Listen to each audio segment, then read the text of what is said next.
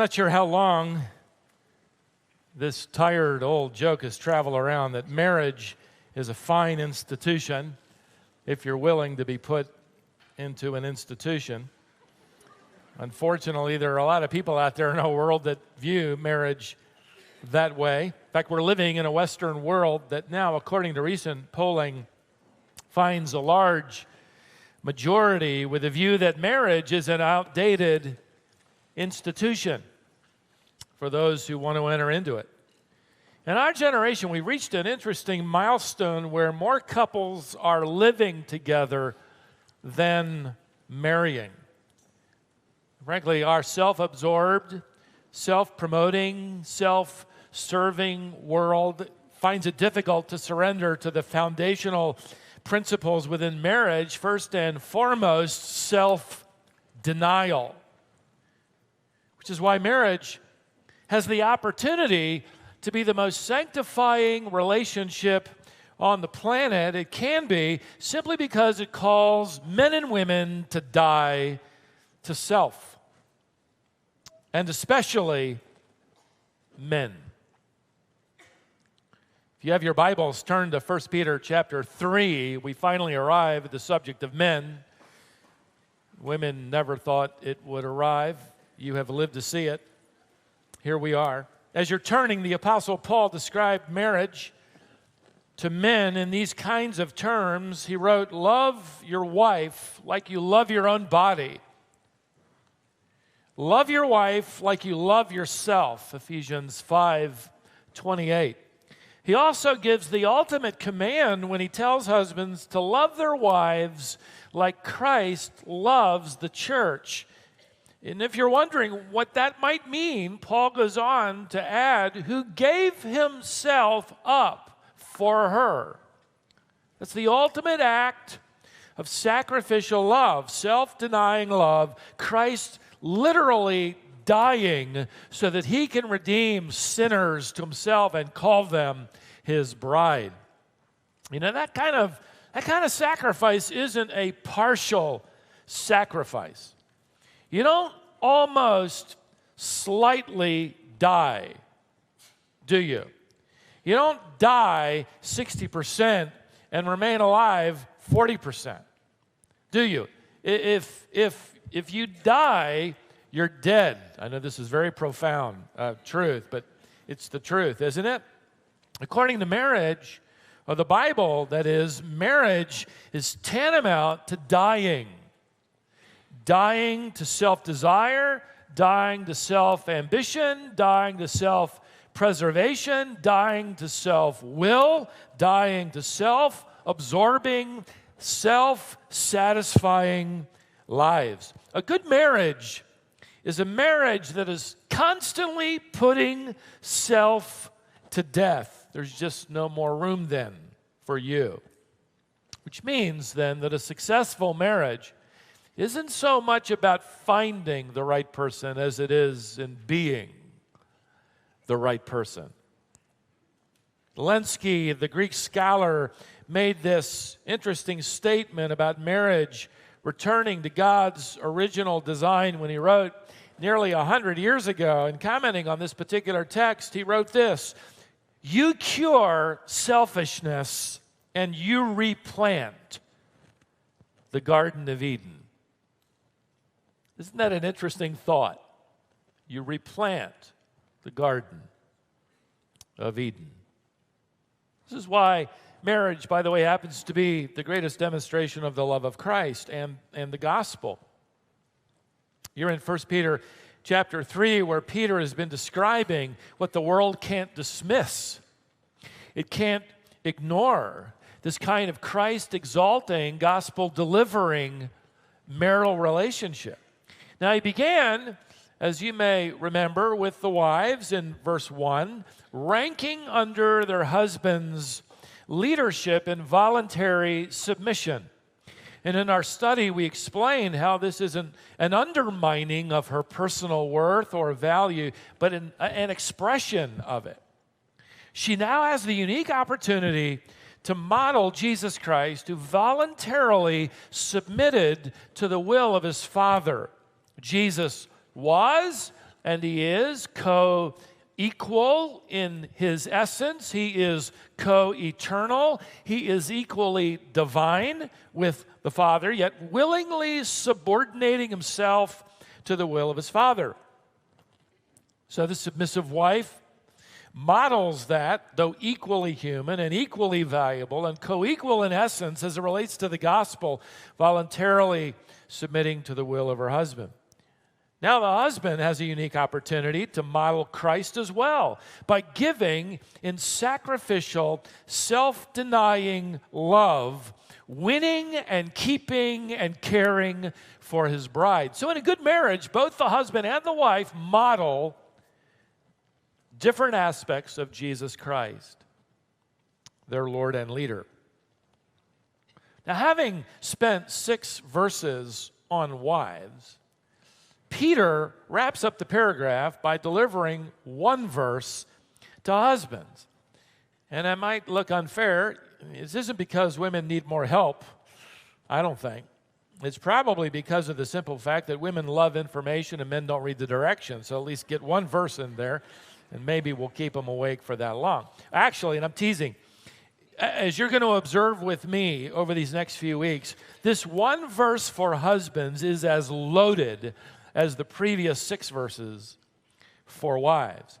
In fact, you can work your way through this. If you're a Bible teacher or a Bible study group leader, you're probably already looking at the verse, and you can easily define it by making 4 observations, and I've done the same, and making 4 points. Let me show you. Verse 7 of chapter 3, you husbands, in the same way, live with your wives in an understanding way. Point number 1, this is a divine command. This isn't a suggestion. This is a divine command. Notice further, as with someone weaker, since she is a woman. Point number 2, this is a creation distinctive. And we'll look at later the distinctives of gender. Look further and show her honor as a fellow heir of the grace of life. Point number 3, this is a prophetic incentive. A marriage is actually pointing our world forward. And then that your prayers will not be hindered. Point number 4, this is a spiritual ultimatum. Let's cover the first point today. Beginning of verse 7 begins, likewise, stop there. We're going to take our time, aren't we, ladies? Oh, man, I'm in this, by the way, guys. If you think, oh, man, I'm going to sit through weeks of this with my husband, my wife sitting right by me, nudging me, I got to preach this. My wife's hearing me preach this, okay? I got to go home and live it. So I'll trade with you any day of the week. All right, let's find out what that means. Likewise, just as there are things, this is what he means, for the wife to do and act and live out and obey, likewise there are things for the husband to live out, to act, to believe, to obey. A good marriage is never a one-way street. And Peter begins his comments to husband with this command. Here it is. Live with your wives in an understanding way.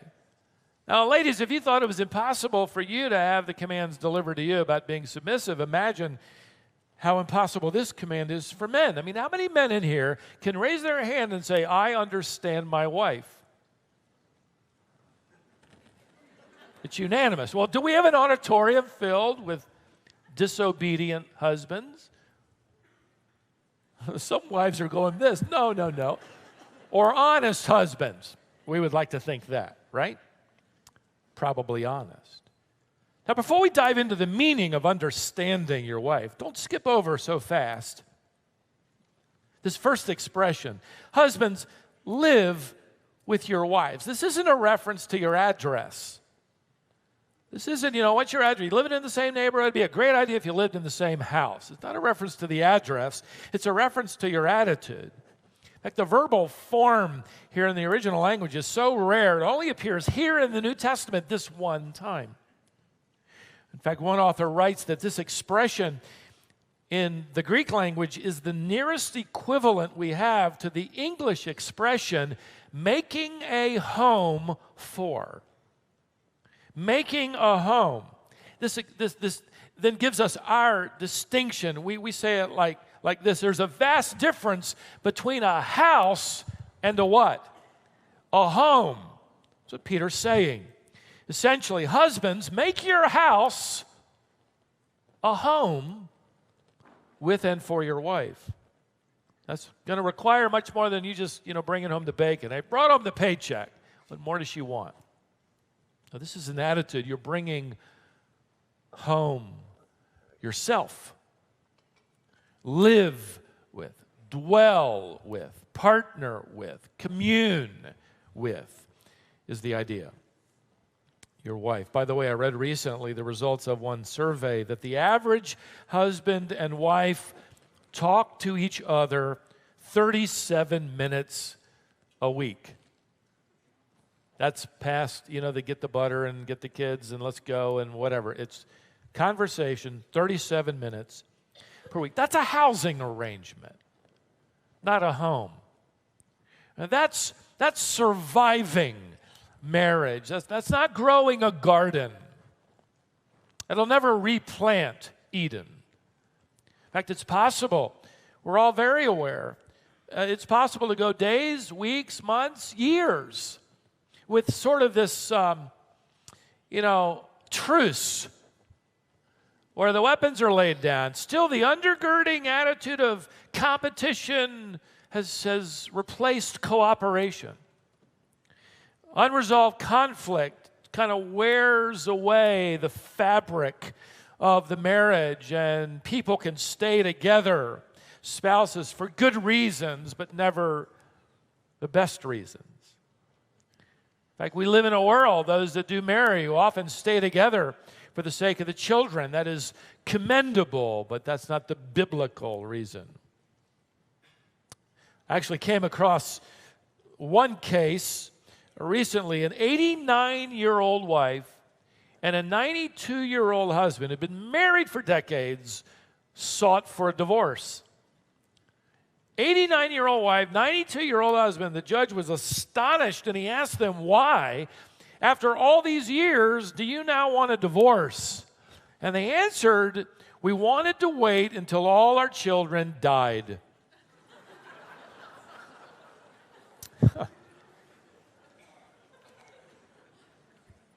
In that marriage, decades earlier, the weeds of life had taken over and choked off the blossoms of companionship and enjoyment.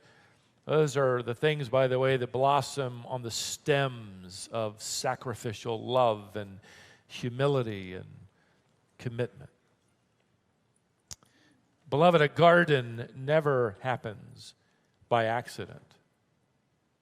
My wife and I love driving back home for a lot of reasons, but we're always struck by the fact that whenever you drive back into North Carolina, the scenery just improves wonderfully. If you noticed, there are these beds of flowers and arrangements of plants and shrubs and crepe myrtles, and sometimes it's acres of wildflowers along the interstate. And interstate on and off ramps, sometimes they're scattered, sometimes they're choreographed perfectly, sometimes arranged by color. My wife and I have never gone, well, look at that coincidence. Isn't that amazing how that just happened? No, it took expense. In fact, I've been told by several people that it's the money earned when North Carolinians purchase vanity plates. That's the budget.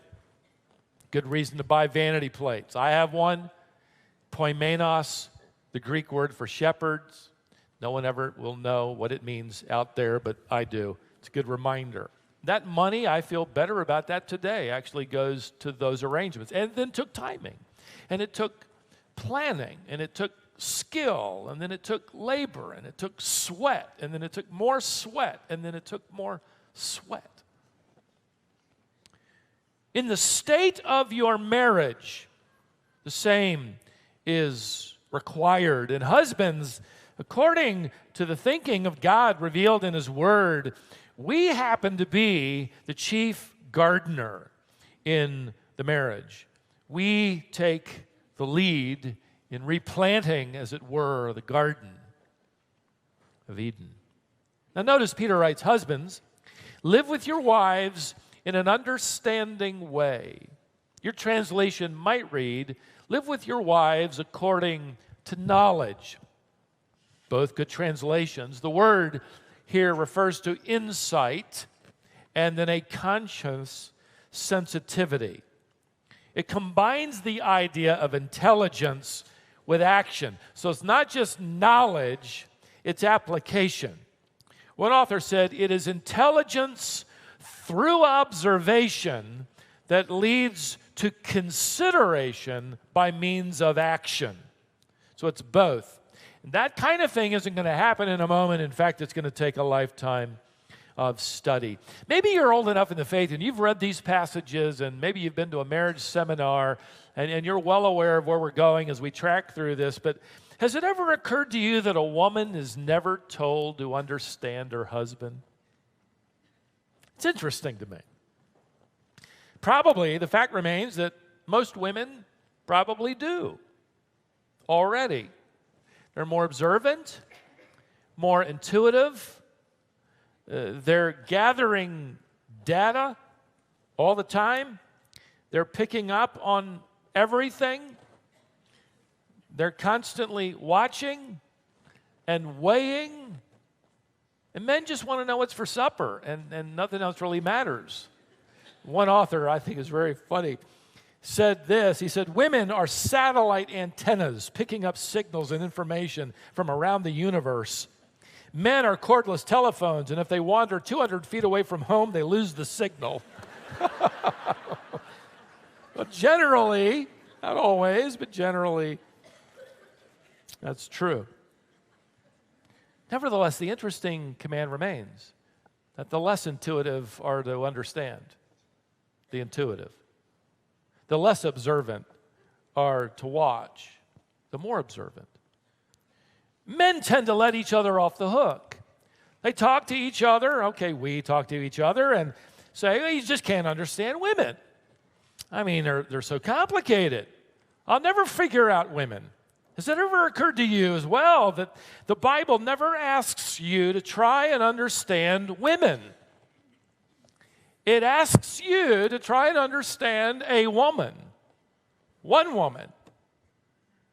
Your wife. That is a lifelong, self-denying, self-giving, Christ-modeling process. And keep in mind, as one author pointed out in my study, this command isn't necessarily for us to gather just simply superficial knowledge or surface understanding, like her favorite ice cream flavor or her favorite color or her favorite restaurant. Those things are good.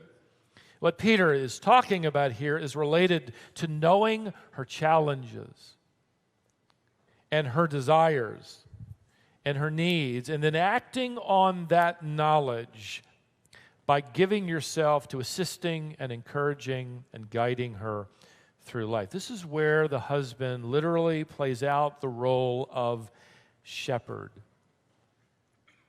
Men, keep in mind, you have been given the privilege and the task to shepherd your wife until she's handed to the chief shepherd.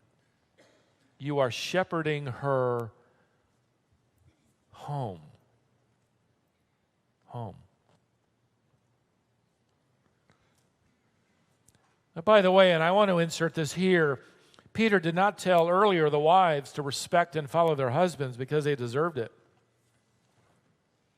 He didn't tell women to have this gracious composure if their husbands are loving, or even if their husbands are followers of Christ, because you remember, if you've been with us, the immediate context is they're unbelievers.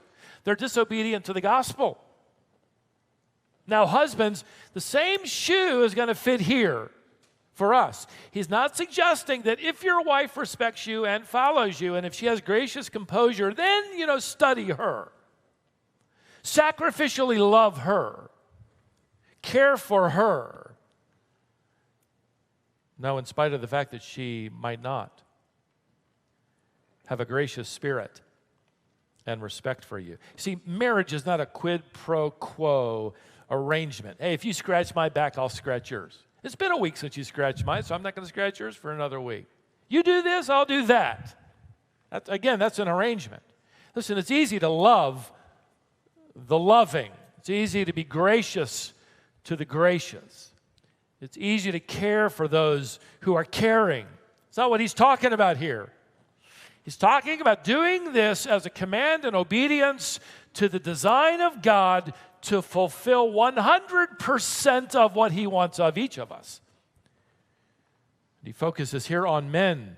This is the kind of marriage, the quid pro marriage never moves forward because there's no foot on the gas pedal. And he's essentially telling men here, give it the gas, put your foot on the gas pedal, move forward, take the initiative. Maybe you're saying, how? I don't understand much about her. Well, the command, understood well here from Peter, implies that you act upon that which you do understand, and then you continue to observe and might learn a few more things, and then act upon that which you then learn. And this is a lifelong study. This is self-denying, Christ modeling love. Cure selfishness and replant the garden of Eden. As we've done in the past, we leave room for some practical suggestions. Here are some garden tools to work with in your own private garden. Let me give you 2 or 3 of them. First of all, don't be thoughtless. Plant seeds of politeness. And you didn't even need to come here to know what's polite. You don't need a graduate degree. You don't need to know any of the original languages. You know enough by observation what is considered polite. In other words, don't be rude. Don't be uncouth. Don't be unkind. And here's where men like me, you might say, yeah, that's me. Don't be the expert, the fixer. Be polite. I thought it was funny. I read this recently. A man had attended a seminar his company had put on the subject of efficiency, how to be efficient. He decided that he would help his wife be more efficient, too. He'd share the knowledge he'd learned. A few days later, he was telling a coworker who had attended the seminar as well, how's it going at your house? He said, well, one morning, I was sitting at the breakfast table. I've done the same for decades, watching my wife make breakfast, and I realized as I'd watched her do the same thing that she had an inefficient routine. She made lots of trips to the refrigerator, stove, table, cabinets, often carrying just a single item at a time. So I said, honey, why don't you eliminate all that legwork by carrying more than one item at a time? The guy's friend asked, well, how'd it go? He said it worked. It used to take her 20 minutes to get breakfast ready, and I now do it in 7. Good for her.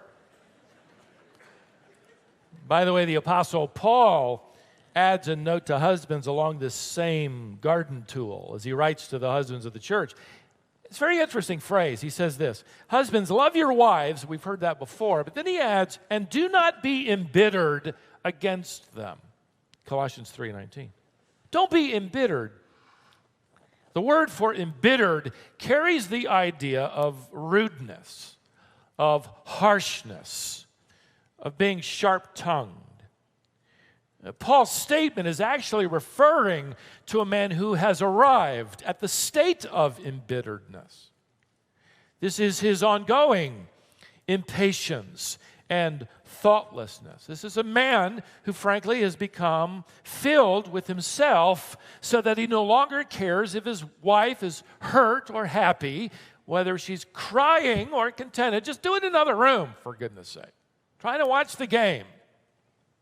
That's an embittered state. And he kind of dares her to trouble him with her troubles. This is the kind of thing that was exaggerated, and yet it happened. And it was reported in the news. A couple had been married for decades. He was 72 years old. And he had hooked up an air raid siren in his house to stun his wife into silence. CNN reported, so you know it's true, but anyhow, they reported on it, that whenever this man's wife complained, he flipped a switch, turned on the air raid siren, stunned her into silence. Finally, the neighbors complained, taking over the whole neighborhood. He reluctantly took it down, but he explained to the police before he did it. He said, look, it works every time. You might not have an air raid siren, but unkind, impolite, rude, harsh, inconsiderate actions will speak as loudly as the siren. There's no excuse, brothers, is there, for us to be rude, discourteous in public or in private? It's not only going to hurt our marriages, but it will hurt the demonstration of the gospel to those we work with and live around, because they hear us. They hear our comments. They hear the way we talk. What do they hear about your wife from you on Monday? What do they hear on the driveway? What did they hear this morning? Was it the gospel? I found it interesting that Hudson Taylor, one of my heroes, as you well know, who served in China more than 100 years ago, he was known for his sensitivity and his politeness to Chinese culture. And in fact, he created quite a sensation when he began his ministry, because what he did is he very quickly shed his European dress. He put on the gown of a Chinese professor and the sandals. He even dyed his hair black, and he cut it from right about here all the way back. I've done that in honor of Hudson Taylor, my hero. But what I have not done is attach the queue, the ponytail that he did. And I mean, this was a sensation. He did it out of his desire to politely communicate to this culture. And he would write this 50 years after serving there. He's talking about Christians that he worked with. He said, rude Christians will seldom be out of hot water in China. Although they are earnest and pious, they will not accomplish much. In nothing do we fail more as a mission than in a lack of politeness. Husbands, pull the weeds of thoughtlessness, plant the seeds of politeness. Secondly, don't be abusive. Plant seeds of affirmation. Now, abuse comes in many forms: emotional, verbal, physical. It comes from the mouths and the hands of men angry, frankly, with their own inadequacy in life and their attempt to boost their own self-importance by bullying and pushing verbally or physically, demanding there's only room for one guy at the top of the mountain, and that's me. There's no excuse. No excuse for any of it. I have read that in recent data available, 1 out of every 6 adult women, 1 out of every 6 adult women have or are currently experiencing some sort of verbal or physical abuse. May it not be from any of us. brothers in here. A kind of male domination is what the world looks at, and it destroys the grace of the gospel. Male dominance of that sort has nothing to do with headship. It has nothing to do with God's design. It has nothing to do with God's creation. It has everything to do with man's prideful corruption, who just pushes his way around because he's bigger. Biblical headship isn't driving. It isn't forcing. It isn't coercion. It's winning. It's leading like a shepherd leads the flock. One British author that I've enjoyed reading his commentary on this text, he writes this: remember that Jesus Christ, brothers, is our perfect groomsman. He does not coerce the church. He does not force the church. He woos the church. He loves her.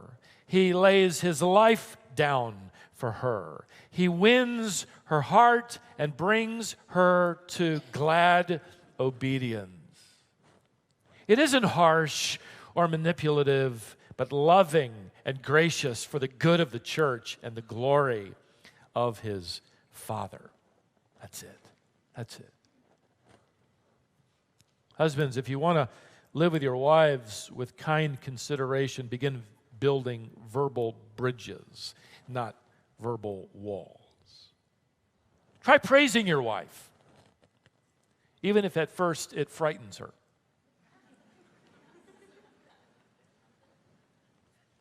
Replace abusive words with affirming words. Again, you didn't need to show up today to know what that is. We're just here because the Spirit of God wants to remind us to get busy in the garden. So replace unkind, harsh, manipulative words with affirming words. We know them well. I'll rehearse a few of them. One would be thank you. Thank you. That word, by the way, requires humility. That's why you bring it out in your children early on, as you're taming the barbarians. You know, we ought to grow out of that. But thank you requires humility, because you're verbalizing the fact that you needed something your wife could only provide, or something she did provide. It isn't, hey, get on with it. Yeah, bring me that. Yeah, I deserve it. That's entitlement, not humility. Affirming someone like your wife by saying thank you helps prune back the limbs of pride and allow blossoms to flourish. When's the last time you thanked your wife for anything? Well, today you got a great opportunity. You know, it's supper time. Thank her. Thank you, honey, for supper. It was delicious. If it wasn't, thank you, honey. It was unforgettable, or whatever you want to insert there. I'll never forget that meal. Say affirming words like, I'm glad God gave you to me. See, that's the opposite of Adam in the garden. Remember? Lord, look who you gave me. Right? Can you imagine for a moment what that did to Eve? Can you imagine for a moment how long that hurt?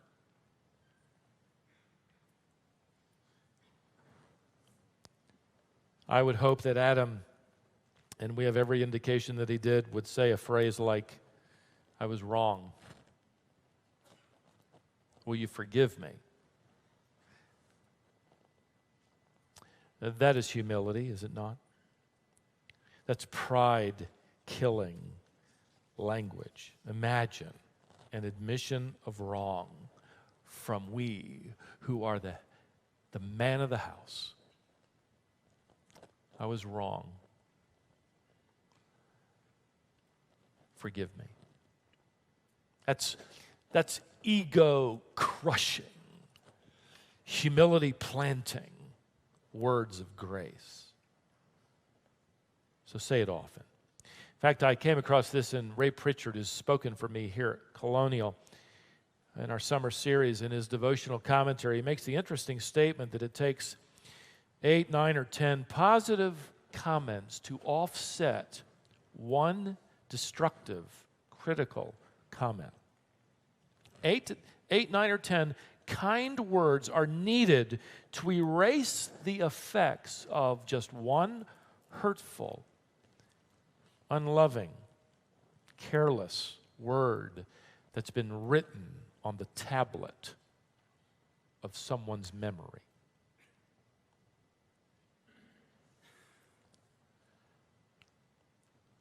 Invest in the garden. In fact, make up your mind when you come home to bring yourself with you. You've faced untold challenges. You've had a long day. So is she. In fact, follow the advice of Dennis Rainey's Family Ministries. In fact, his book called Staying Close is a good book to read, men. And I'm surfing through it myself. He was in the office of a friend of his, and his friend had a little card propped up on his desk, just a little 3x5 card, real simple, nothing special. And he walked around so he could read it. And written on the 3x5 card in hand were the words, "Leave some for home." Leave some for home. Leave some energy, some investment for home. Obviously, this applies, all of this does, to husbands and fathers. You've got a garden to grow at home. I wonder how often our wives wait for the chief gardener to arrive and roll up his sleeves and invest and plant some new seeds along the way. As I was studying this first expression, this command, I was reminded of the lyrics of a song that was popular in the 1990s, and it's from a husband to a wife, and I thought it described wonderfully this kind of commitment from a man who's following the counsel of 1 Peter chapter 3, the first phrase of verse 7. I looked up the song, did a little digging, and found it, and here's how it goes. Tomorrow morning, if you wake up and the sun does not appear, I will be here. If in the dark we lose sight of love, hold my hand and have no fear, because I will be here. I will be here when you feel like being quiet. When you need to speak your mind, I will listen, and I will be here when the laughter turns to crying. Through the winning, losing, and trying, we'll be together. I will be here. Tomorrow morning, if you wake up and the future is unclear, I will be here. Just as sure as seasons were made for change, our lifetimes were made for these years. I will be here and you can cry on my shoulder. When the mirror tells us we're older, I will hold you and I will be here to watch you grow in beauty and tell you all the things you are to me. I will be true to the promise I have made to you and to the one who gave you to me. Tomorrow morning, if you wake up and the sun does not appear, I will be here. In the context of this letter we're studying, this is the kind of lifestyle and commitment that the world cannot ignore. There's something different about your Christianity. There's something different about your relationship. There's something different about your marriage. There's something different about the way you treat your wife and talk about your wife. Man, I've got to find out what it is. And then you have this opportunity to tell them who it is,